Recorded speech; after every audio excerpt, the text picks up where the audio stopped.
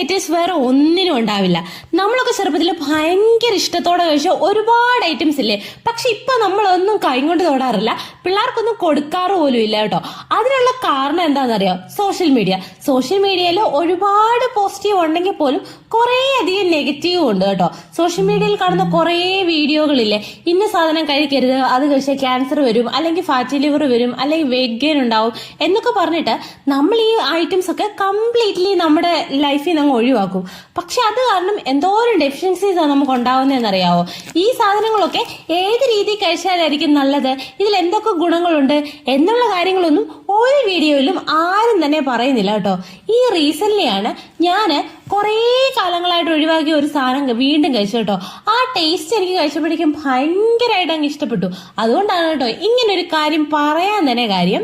എന്താണെന്നല്ലേ, chicken liver ഒക്കെ എനിക്ക് ഭയങ്കര ഇഷ്ടമായിരുന്നു കേട്ടോ.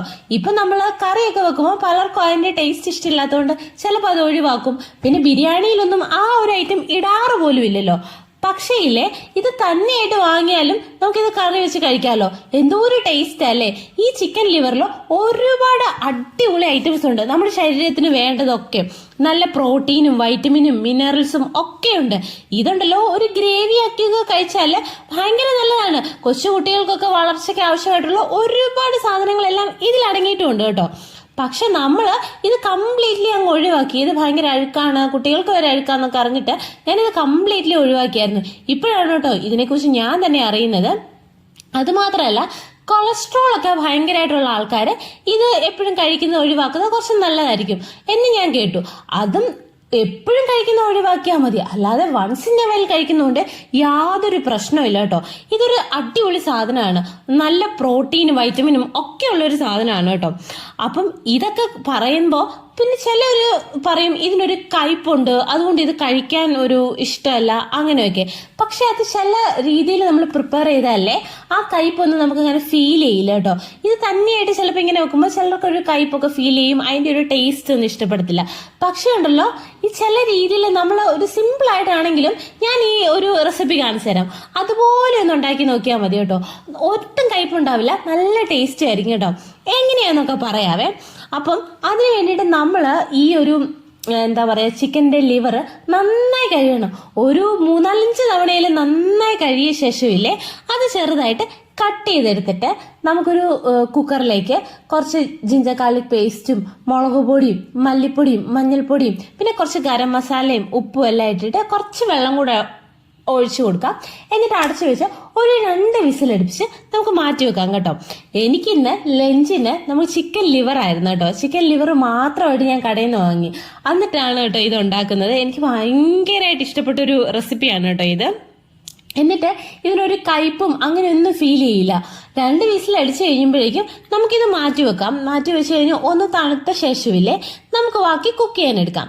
ഇനി ഒരു പാനിലേക്കില്ലേ നമുക്ക് എണ്ണ ഒഴിച്ചു കൊടുക്കാം. എണ്ണ ഒഴിച്ചു കൊടുത്തിട്ട് വേണമെങ്കിൽ ജിഞ്ചർ ഗാർലിക് പേസ്റ്റ് ഒക്കെ വീണ്ടും ചേർക്കാം. പക്ഷെ ഞാൻ അതൊന്നും ചേർക്കുന്നില്ല കേട്ടോ. കടുക് പൊട്ടിക്കുക, എന്നിട്ട് അതിലേക്ക് സവോള അരിഞ്ഞത് ചേർത്ത് കൊടുക്കുക. സവോള അരിഞ്ഞത് ചേർത്ത് കൊടുത്ത് അത് നന്നായിട്ടൊന്ന് വഴട്ടിയെടുക്കാം. വഴണ്ട് വന്നു കഴിയുമ്പോഴേക്കും ഇല്ലേ ഇതിലേക്ക് നമുക്ക് ചതച്ച് വെച്ചിരിക്കുന്ന വെളുത്തുള്ളി ചേർത്ത് കൊടുക്കാം.